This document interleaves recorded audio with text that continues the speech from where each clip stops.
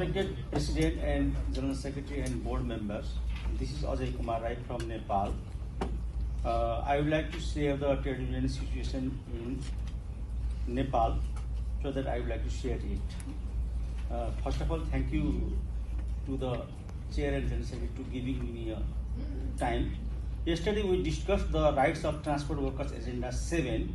Now looking at it now, it is starting to feel that not only transport workers but the entire labor movement and the rights are starting to be in trouble. Employers have started to be involved in the policy level of state governance and political parties. In the context of Nepal, most leaders of the political parties have started speaking against the labor movement. Employers have started to be included in the party policy level, and more employers are starting to be represented in the parliament that makes laws on behalf of the political party. And when political parties agitate for democracy, they need to the workers and are not on the side of the workers in easy situations.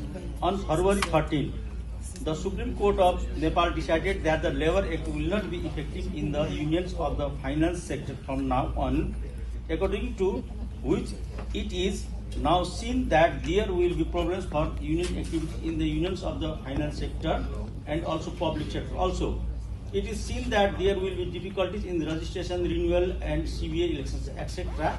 For that, Nepal's labor unions are trying to solve the problem. Likewise, Nepal Trade Congress, which is the biggest and historical national center, and UNI, Union Network International, has also received a notice about it.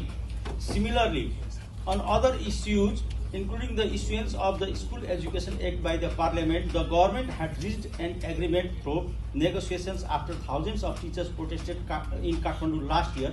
After that agreement was not implemented, phased agitation programs began again this year for about a month, and now teachers are from all over the country have gathered in Kathmandu right now.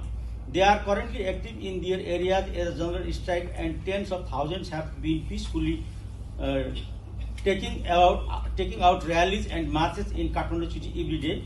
Today is the 9th day of the rallies and marches.